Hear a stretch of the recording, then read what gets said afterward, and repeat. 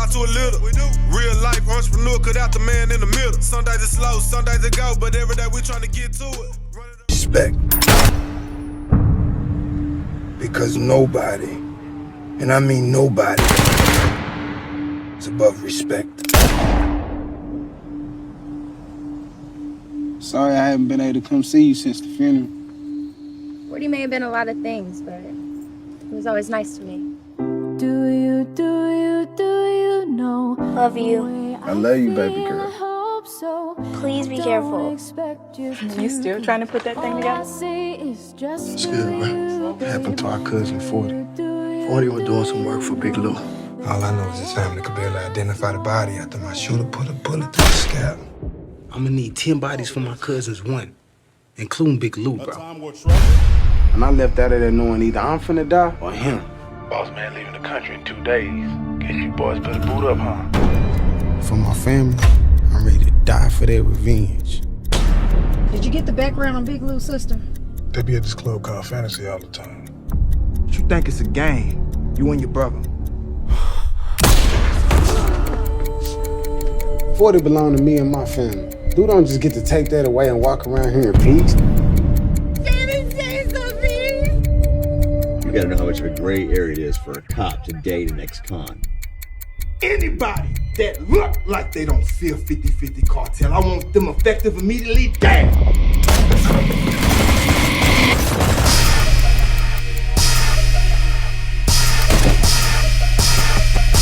Get you and your whole gang hit. I put them up. Murder one, I zip them up. Some like that, I don't give a headshots, I make them cut your hair off. The doctor stitch them up. The ops, I know they sick of us. Cause we gon' feel. Man, you already know what it is, man. It's director Mr. E, Triple D Revenge, man. Shout out to the cast and crew. Man, I'm fucking with the real life entrepreneurs, man. A1 still in the game, man. Yeah, Triple D. What's going on, everybody? It's your boy A1 Steel, and you rocking with the real life entrepreneurs. Hey, it's the biggest voice on the low. It's the Choke. Hey, man, we got the biggest goddamn director in the city, man. You know what I'm saying? The biggest movie. If y'all ain't seen the Triple D Revenge, man, y'all need to go check that shit out, man. Even the first Triple D. You know what I'm saying? We got Mr. E in the building. You know what I'm saying? Say, man, tell them folks where you from. Well, you know what I'm saying, and how you came up, and before you even came, even the director and the people you is, because you know I know you be when you was Mr. E, the production on there. You know. Yeah, he fucked me up with that one when you told me that. I ain't know you did that. Don't tell them folks though. So, yeah, man. Basically, man, I go by director Mr. E, but I started off in the production world from Dallas, Oak Cliff, Holly Hills to be exact. You know what I'm saying? Appreciate y'all boys having me on here. You know what I'm saying? And basically, man, born and raised in Dallas, came from the music, man. Shout out to Big Bro, Don Chief. You know what I mean? Was known for doing a lot of production for him and just a lot of people in the city. And then 2014, I just transitioned to film. You know what I mean? Transitioned to film, we did the Triple D movie. You know what I mean? Shout out to that whole cast, and that's when I figured out I want to do film. So, shit, that's where I'm at. Really hit you, that film, you know, from doing the first one. So how how from doing the first one, like, you know, you went through a whole bunch of steps from doing the first one. You know what I'm saying? Like, tell us how, like, the ups and the downs of the first movie when you did the first Triple D. Well, see, it's like, I got with a music video director, and we had kind of been doing some like music videos and stuff together. And he basically came to me and was like, "Hey, man, I want to do a movie." You know, he had a big dream. You know what I mean? He said, "I want to do a movie." So we got together, and we didn't know much about film, but we knew we wanted to do the movie. You know what I mean? So I had the relationships with rappers and stuff from the producer, and we sat down. I wrote a story. And we made some phone calls. Some people was fucking with it, others was wasn't, and it was cool, you know what I mean? But the ones that was willing to come through, it was a blessing. And that's the rappers that you see on the Triple D movie right now, you know what I mean? And, you know, we did it well. We came out with a trailer, and it kind of like blew the city away. They was like, wow, you know what I'm saying? And we was like, well, we might got something.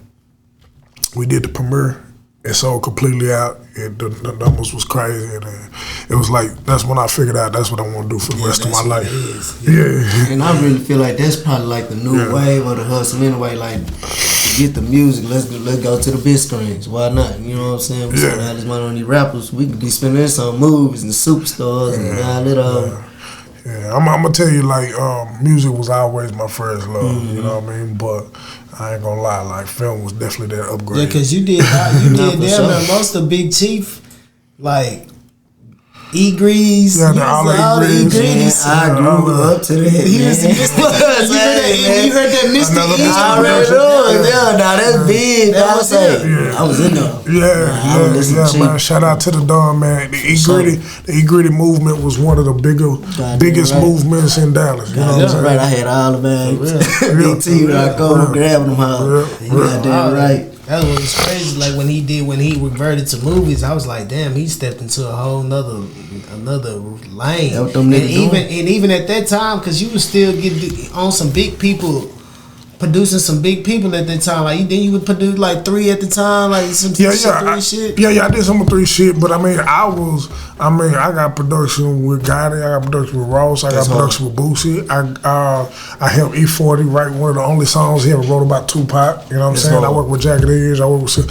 I mean, you know, I did a lot of moving around with that music. Yeah, I did a lot of really in it with that music before the movies came along. Like he could touch some genres of that shit. That's what's up. You know what I'm saying? To even just be like, you're like, okay, he fuck with the movies. So what was it about the movie that you like? All right, I'm finna lock in on. This is what was it? Man, you know what? I feel like it was just like the ultimate level of creativity. You know what I mean? It's so many moving parts, and you got so much control over the perception, and you know, you can create a world and let people get away from their reality and step into your world. For sure, you know what I mean? For sure. And you get created the way you want to create it. So, you know, once I got a taste of that, man, it really wasn't no turning back. So who do you write the scripts and shit? So for Triple D Revenge, I did write. You wrote the script? I wrote Triple D Revenge. Like you actually, what's the process of that? You actually sit down and like, do you have somebody that kind of, what's the process of that? Everybody got a different process. Okay. Because Triple D Revenge was a continuation of the Triple D movie, which I wrote too. You wrote the first one too? Yeah, I wrote the first one, but I'm gonna tell you the truth. The first one we had a screenwriter. I wrote the story, and then the screenwriter put it in script form. Okay. The second one, between the first one and the second one was like 6 years, and in that 6 years I was studying filmmaking, really studying filmmaking. So. My script writer kept submitting stories, and I didn't like them. So what happened was the pandemic hit, and when the pandemic hit, then they gave me action. I was like, hell yeah! So I literally wrote it from scratch during the pandemic. So Triple D Revenge, what you see up there, was wrote during the pandemic. Okay, now and you say you went to school. What school you went to? What? I ain't going to school ever now. It was internet. It was YouTube's. It was books. It was you know what I mean. Did your own? Yeah. That's what's up. That's what's up. If I'm going to pay for it, you know. Nah, for sure. YouTube. If you really want to know it, yeah, and it get deep too. It get deep. Most definitely. Cause you did what? You know about the lenses and the cameras. Was you already hipped into that as growing up or what? Not nearly as much as I was once I took the time to study. You know what I mean? Yeah. So I studied it, and you know, you study script writing, you study cinematography, you study just filmmaking in general. You know, from casting to all the different roles people play in front of the camera, behind the camera, and all the things that make a movie cinematic. You know what I mean? Yeah. So that's live.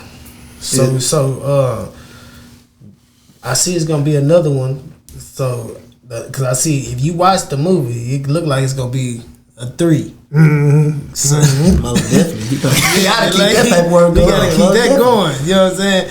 But it's crazy. You had man, what's his name? DeAndre Barnes. Yeah. Shout out to DeAndre Barnes. That's Scully on Snowfall and Stacy on the Wood. Stacy on the Wood. Stacy on the Wood. Yeah, man. Shout out to I was DeAndre like, Barnes. man, but he would have had him at the end of it. But y'all did that with the road part though too, and the road. A cliffhanger, yeah. We did a cliffhanger in the first one, we did a cliffhanger in the second one. You know what I mean? With Stacy from the Wood. Yeah. It's basically like to get them to hook them back in. Hook them back in. So it's a method to all this shit. Yeah, for sure. So did you reach out to any of the old cast, or did y'all just want a completely new cast members? Nah, it's 3 cast members from the old one. One of them is myself. You know what I mean? Which I played the character. Because you went to jail in the first one, and then you turn around and go out of town on the second. That's a boy, you own it. You own your shit. Yeah, but it was me, Bebe. Remember, Bebe was in the first one, and then shout out to Chase Pat. Pat was in which the first came back as Simon in the Simon. Simon was in the first one, and Simon was in this one. So I had cast members, but I also wanted to go and get real actors. And now that I learned and understood about filmmaking, I wanted to make it as cinematic as possible. And I couldn't have been blessed with a better cast. Yeah, that was live. As a matter of fact, I was with them today. But did you when you first started? It was like, man, I'm gonna go back. Man, we should keep. I had Chief at the, you know what I'm saying? Did you think Chief was still gonna be able to act my original thought was getting a lot more of the first cast, but 6 years is a lot. 6 years is a little span. People lives change. You know what I'm saying? Nah, for sure. People doing grown up shit and grown man shit and responsibilities, and so I respected that, and it worked out because I was able to get the actors that's on there right now, and they did a phenomenal job. Yeah, because you three turned he really turned. I was like, damn, that nigga acting like a bitch, and you would even just. But he was already acting in videos, bro. Well, people don't think about videos. Yeah. He was already acting in his videos, the little clips that he was doing. So it's like you looking at him in the movie. It's like him doing a video. Well, to be honest with you, 3 do got it natural. You know what I mean? Long live 3. Yeah, he do got it natural, but another part of it was he did 3 or 4 months of acting classes. Okay. So I was finna do my acting class, man. Where I said I'm finna do my acting class. You got action. Yeah. You got action. Goddamn right. I do it for real. That's why I said you was doing you do acting classes. I was the one that was doing it with 3. Oh yeah. Where I signed up. Me and a partner of mine. Shout out to Jamal. He great actor. Nah, for sure. So you be having so you got your own acting classes, so that people can tap into that. Oh yeah. Well, that's exclusive shit. Exclusive shit. Yeah. Don't worry about it. Yeah. For real. No. But I know. I understood. It's understood. You ain't got to explain. I'm ready to tell you got action. You got action. But it's just, for real. I don't have it. Because we want to be, we want to be doing. We both just talking about bro, we want to get into that shit. Man, I'm gonna tell you that acting a lot harder than it looks. I know. Yeah, I know. You gotta really be dedicated. You gotta go into character. You really gotta. Man, them niggas say they be in character for months doing it. Yeah, like with the accent, if you got a London, England accent, you got to talk to your homeboy like that. Yeah. Don't tap out of that. You got to be a character all day. Yeah, I mean, you really fuck your mind on. Nah, for sure. Yeah. Niggas got to kill themselves over there. Yeah, you got to become that character. Yeah, you got to become suicidal. As a matter of fact, our boy that plays the Joker. Yeah. He killed himself. Tapped into it all the whole time. Killed himself. Yeah, that shit hard. You gotta be crazy to fuck your mind over on that level, but that's what it takes to be. That's why people don't really give actors the credit. They feel like they make millions of dollars and they ain't working for it, but shit, they go home and they forget who they are. Mm-hmm. You know what I mean? Sometimes tap into this character. Yeah. No, that's deep. Nah, real talk. Nah, for sure. God damn, you had me just thinking, but I wouldn't do it. I wouldn't give it. Man, I know who I am. I just wouldn't. What you feel about motherfuckers that go want to do the gay roles and play the snitch? You feel like that's a sacrifice of getting into the game? Yeah. You know, we sniggle and giggle about it, but the truth of the matter is, like, one of the biggest rules of acting is you can't judge your character. So if if your character gay, they don't mean you as a person is gay, you know what I'm saying? Yeah. I hate to say it like that, but it's true. You know what I'm saying? Because you know how us black folk. That's why you just get a person. But the truth is, in Hollywood, like shit, goddamn it, if you're a rapist, then you got to tap into that. You know what I mean? And nobody's gonna judge you because acting is just a profession. Mm-hmm. You know what I mean? It's not who you born. Mm-hmm. So, that acting shit get pretty deep. Nah, it do get deep. Like you say, just like the nigga that played Jeffrey Dahmer. You know how that nigga had to go through all the shit, just to play that man and bring that shit, that old shit back. You gotta relive it. Tap into that character. Relive it and shit. Yeah. What's the most craziest role you done played? I ain't played because right now I be so much more focused on directing. I am appearing in a couple movies. You know what I mean? Other than Triple D Revenge, so I have been getting a little acting on, but I ain't doing nothing too much because right now I'm still focused on directing and establishing my name right like that. You know what I mean? For sure. Because it is director Mr. You doing your thing behind it. Yeah. You doing your thing too. Man. I appreciate that. Got a long way to go. Came a long way, but got a long way to go. So what other you gonna get into? You gonna do like some Tyler Perry shit? What you gonna do? You gonna stay on some street shit or what? You know what? Everybody be wanting me to do like different stuff, and I want to do different stuff. But the truth is, like the general masses, they don't let you veer too far. You know what I'm saying? It's kind of weird. Like John Singleton, they not gonna let him do a horror film. You know what I mean? Unless they do a parody. Yeah. But other than that, they ain't gonna let them do. It's just kind of weird. Like once it's a genre that they like. What's the next? What do you want to do? You don't do no like. Thank you, man. You don't do no like scary movie or no like Christmas movies or like. I want to do rom-coms. You know, romance comedies. Romance, like The Best Man. I don't know if y'all remember. Yeah. For sure. I was gonna say some shit like that too. No, that's I like stuff like I'm in relationships and stuff like that. But man, so who knows what's in the cards? That's live. That's my shit though. That's live too. Yeah. For real. There'd be another Murder Pain around his mug. You know what I'm saying? He got a lot of, he really going hard with the movies. Yeah, Murder Pain is hot right now. People don't realize that he a millionaire for sure. Independent films. For independent films. He a millionaire for sure. If any, or if you ever had, what has been the biggest loss you took being a director, transition to director? The biggest loss I took, my love for music wasn't the same.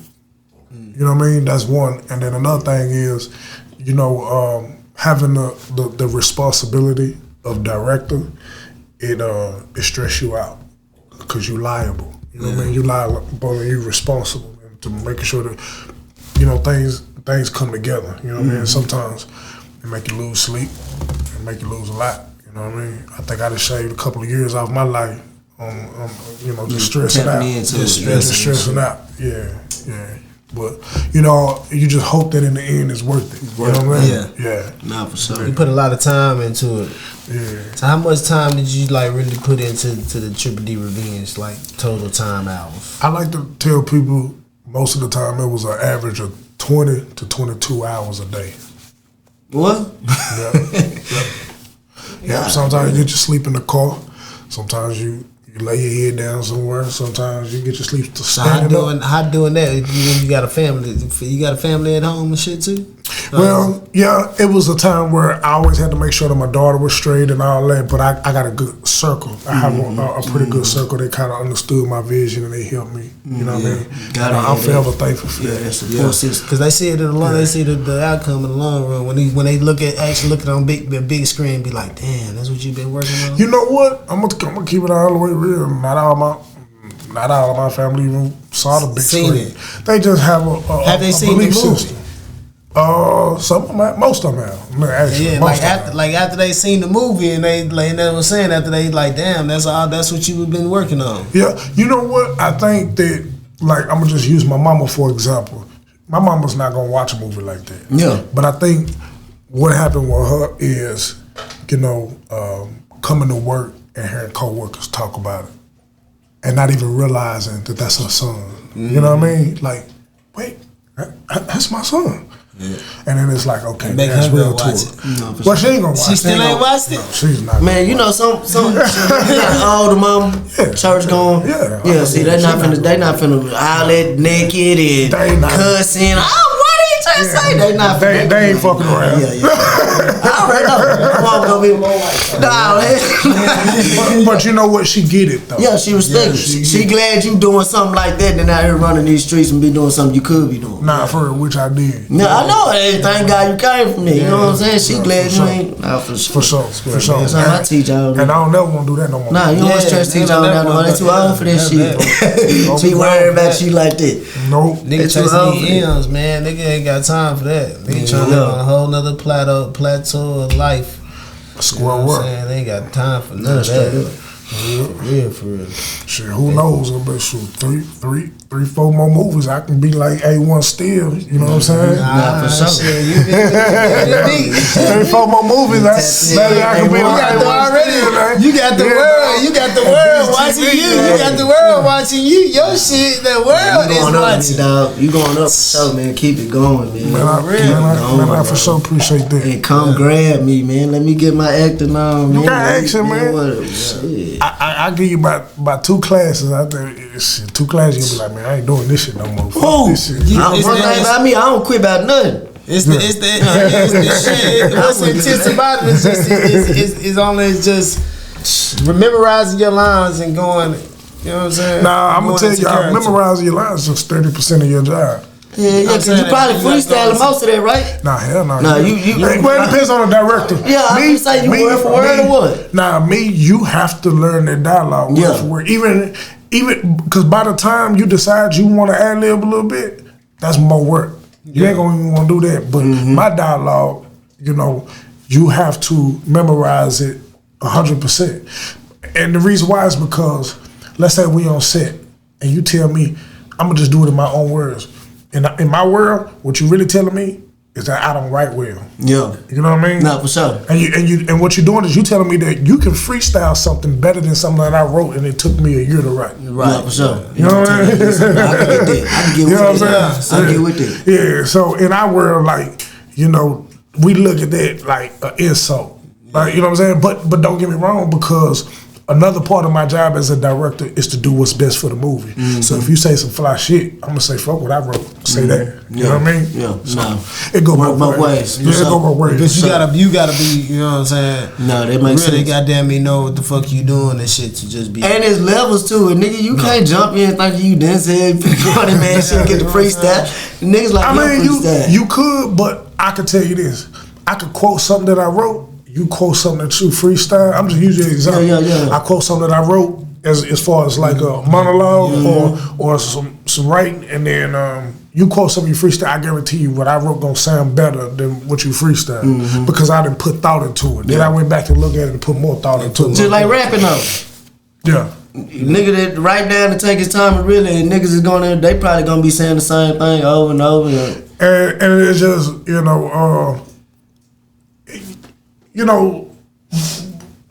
writing when it comes to film is different because the writer has a responsibility to stay true to the character, stay true to circumstances, be logical in the way each and every character move. It's a lot of moving parts. And it's pretty hard to freestyle something that could top that. Right. You know what I mean? Not for sure. Like if y'all think about a favorite movie y'all like one of my favorite movies is Law Abiding Citizen. Bam, motherfucker. You know what I mean? Do you think somebody could have freestyled that movie? Hell no.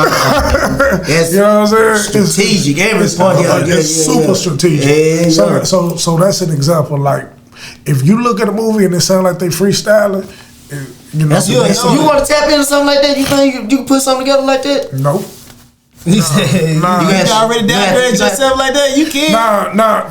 You got to team up. You can probably. But it's not gonna be as good. I think those would be team efforts though. They gotta be. Yeah, but it's not gonna be as good as like a Law-Abiding Citizen or like Matrix. That's a lot of action. That's a lot of action. And it's just a sophisticated approach, and you're not gonna be able to freestyle it. It's too many moving parts. Yeah, you know what I mean? That's a bad motherfucker. Them niggas that's write movies. That's all they do. They sit around and write movies, and their mind is probably just. Their writing shit is on another level. You have people that outline and then they write the story, and then a lot of times after writing the story, they'll have somebody edit it, and then they'll have somebody proof it, and then they'll revisit it and revisit it and revisit. Sometimes it'll be 5 or 6 revisions before you even get a good look on the script. You know what I mean? So just imagine somebody having the ability to out freestyle that. Like that, it ain't gonna happen. Going down. No, it ain't gonna happen. No. And I'm gonna give y'all, cause I don't want to go into too much other shit, but like the Chris Rock shit. I used to say that whole Chris Rock Will Smith shit, it wasn't real.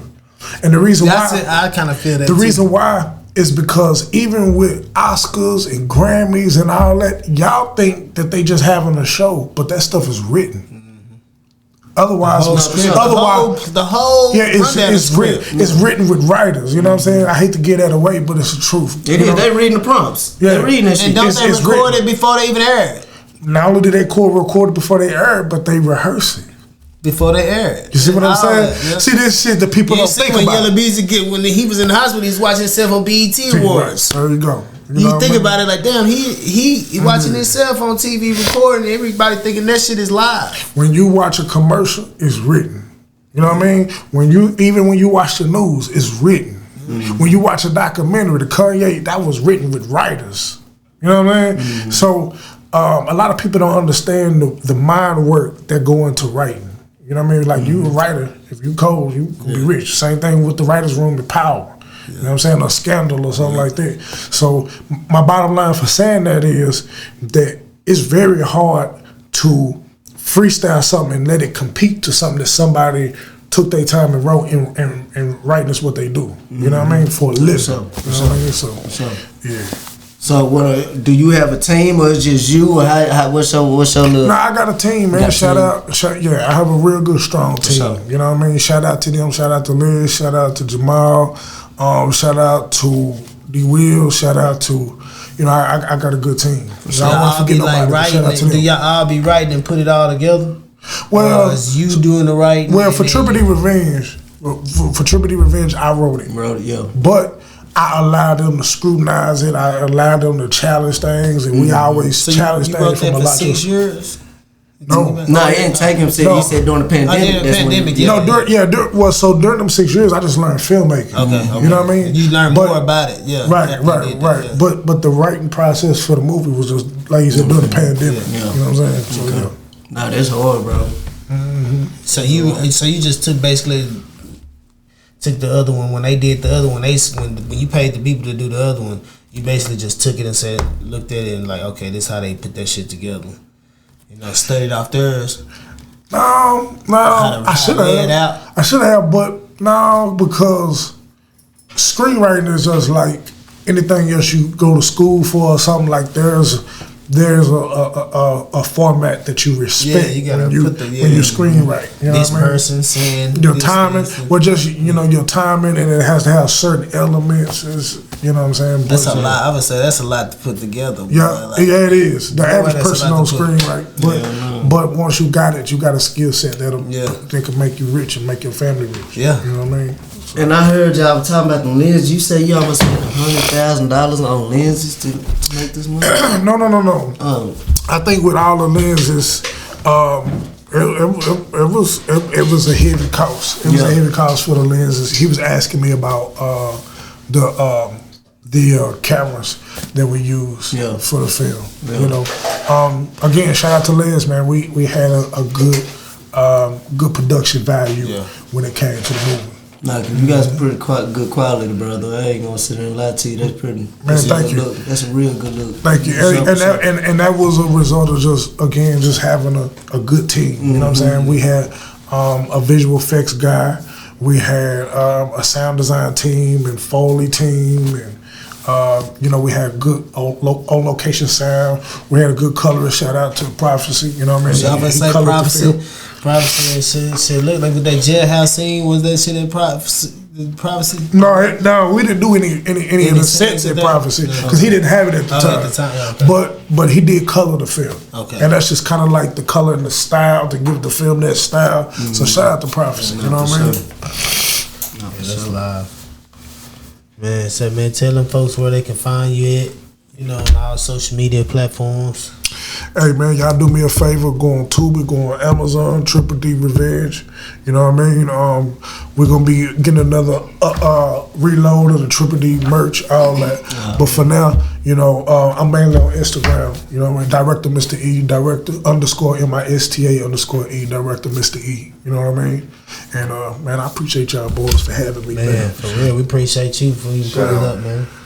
Yeah, you got any shout outs, man? You want to shout out to cast? Yeah, man, shout out to the whole cast and crew of Triple-D Revenge. Shout out to the city, you know what I mean? The Triple-D. Shout out to Young Nino and High Boy, you know what I mean? The godfathers of the Triple-D movement, you know what I'm saying? Goddamn me, shout out to everybody involved.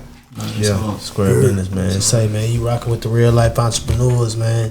It's your boy A1 Steel. Hey, man, it's the show. We gotta go. Hey. Yeah. Yeah, man. For real, man. Appreciate you. Yeah, man. Man, I enjoyed that. That was a good interview, man. Not too much. It wasn't stressed out. Nah, we gonna vibe with people. We ain't gonna stress. We gonna vibe. Yeah, that's cool. When that bitch go up, I'm ready. I'm ready to repost that. You just tell me.